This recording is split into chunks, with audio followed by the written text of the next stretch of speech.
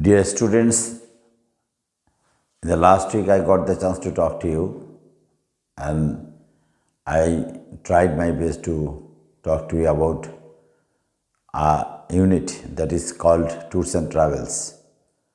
And in my last class, I discussed the first lesson.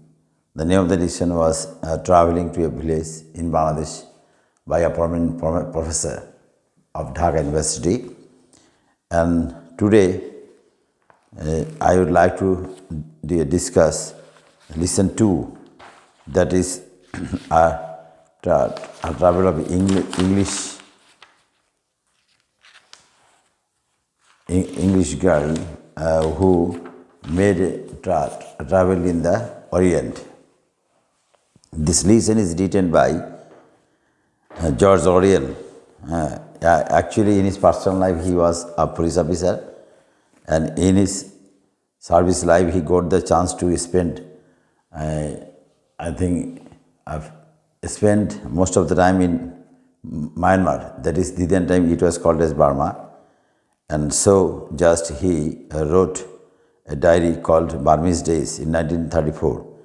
And from this diary, here we have got the chance to know about the tour of a girl called A. Elizabeth, who made a tour in the Orient. And so the lesson 2 is entitled as Arriving in the Orient. Here we have got the chance to talk about a girl who just felt interest to make a visit in India, and for this just he spent 30 pounds on a summer frocks, and then he set out his journey. And just the ship started, and the ship went throughout the Mediterranean Sea and down to the Canadian to a Sea of Estuary. And the sea water was just enamel like blue, and then out in the green wastes of Indian Ocean, where flocks of flying fish skimmed in terror from the approaching hull. That is, here the writer tries his best to highlight the situation when the ship started for India. And at night the waters are phosphorescent. I think when the light of the ship was, when the light of the ship fell on water, just the water looks like very clear. And then the wash of the bow was like a moving arrowhead of the green fire. And ultimately just, that was, I think, a good looking situation. And Elizabeth felt interest to make the journey on the ship. And she was going to love India. That is, she knew, she felt interest to know about India, and she had formed a quite picture of India. That is, he made an idea about India in his mind. From the other passengers' conversation, she had even learned some of the more necessary Hindustani phrases, such as Idhar aao, Jaldi Sahib log. That is, when just she made the travel in the ship, just by this time he learned some of the phrases. That is, I think, which has been included, such as Idhar aao, Sahib log, Jaldi. In anticipation, she tasted the agreeable atmosphere of clubs with the funkers flapping and bare-footed white turbaned boys and reverently salaaming, and maidens where a bronze Englishman with the little clip moustache galloped to and fro.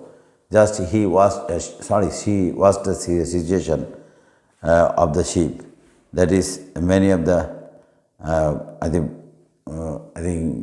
the porters of the ship would like to move to and fro, and just seeing the English people, they would like to give salam to them, just to salute them or to show the honor to them, and to making follow balls. And then Elizabeth also enjoyed the situation in the ship, that there was something at the scope to just to spend the time watching some of the clubs.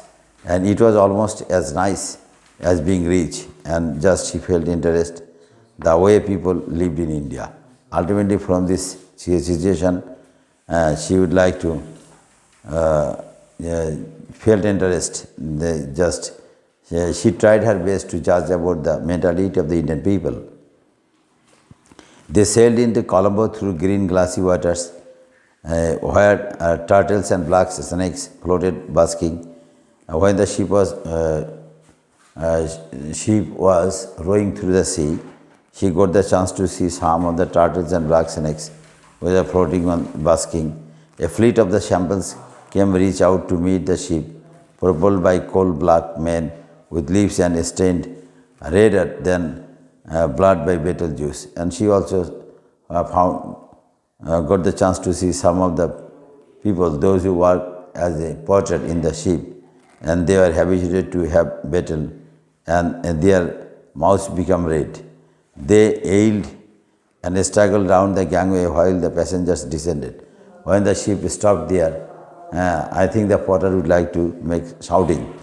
As Elizabeth and her friends came down to Champanwala, their prows nosing against the gangway, we shot them with yells. And when they were descending from the ship, two of the sampans were also insisted to get on their sampans. And they also made some, I think, jokes with the others, Champanwala, and they also suggested Elizabeth not to go with him, don't go with him easy, not with him, bad weak man, and not fit taking me easy. And the other Champanwala also made a request to her not to listen to him. And I think just he would like to, that he was making a nasty jokes. And then they also, I think they could realize that they were not the native of the Colombo, okay, him European with all the same easy. And then they stop your bet, you too, or I shall fetch you of a kick, said the husband of the Elizabeth prince. He was a planter. I think Elizabeth got the chance to be introduced with a gentleman who is the husband of her friend, and he was actually a cultivator who also made a threat to the Champanwalas, that is, and then they stepped into one of the champans and were rowed towards the Sunbright Quays. And the successful Champanwala turned and discharged as a rival mouthful to Speedwell, which must have been saving up for a long time. And then they were able to, they are boarded in a sampan, and the Champanwala would like to carry her towards the Colombo.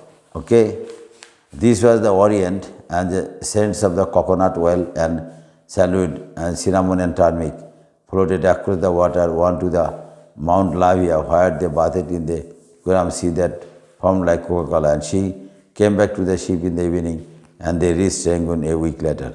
That is, then at last from Colombo they were able to reach Rangoon. North of the Malade, the train, full with wood and crawled at 12 miles an hour across the vast parched plain bounded at its remote edges by the rings of the hills. White irrigates stood poisoned and motionless like heroines, and piles of dying shields and gleamed crimson in the sun. That is, Elizabeth also watched some of the natural beauties of I think Myanmar there, and there she got the chance to see some of the pagodas and some different types of trees and something else. And sometimes a white pagoda rose from the plain like the breast of the serpent great giantess. The early tropic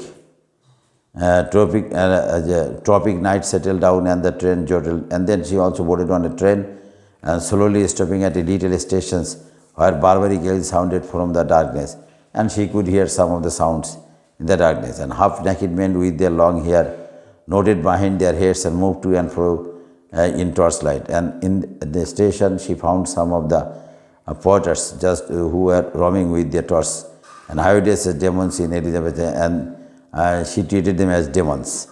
The train plunged into the forest, and unseen branches brushed against the windows, and just she could get the chance to see some of the scenes through the windows, and she was making the journey at night. It was about 9 o'clock when they reached Yaktada, where Elizabeth's uncle and aunt were waiting with Mr. McGrath's car with some servants carrying torches, and there her uncle and aunt were also waiting just to receive her. And aunt came forward and took Elizabeth's shoulders in her delicate sovereign hands. I suppose you are our niece, Elizabeth. We are also pleased to see you, she said and kissed her. And then her aunt also received her with many greetings, sir. And Mr. Lackstein peered over his wife's shoulders to indicate, and he gave a half-whistle, examined, will be damned, and then seized Elizabeth and kissed her. And so only then he need have done, and she thought she had never seen either of them before. There Elizabeth got the chance to meet some of the relatives, that is her uncle and aunt and some of them, but before that time she did not get the chance to meet. So I think just here you get the chance to know the tour of Elizabeth, who got the chance to visited, that is Myanmar, from England. Okay, so I shall try my best to discuss it in my next class. Thank you all.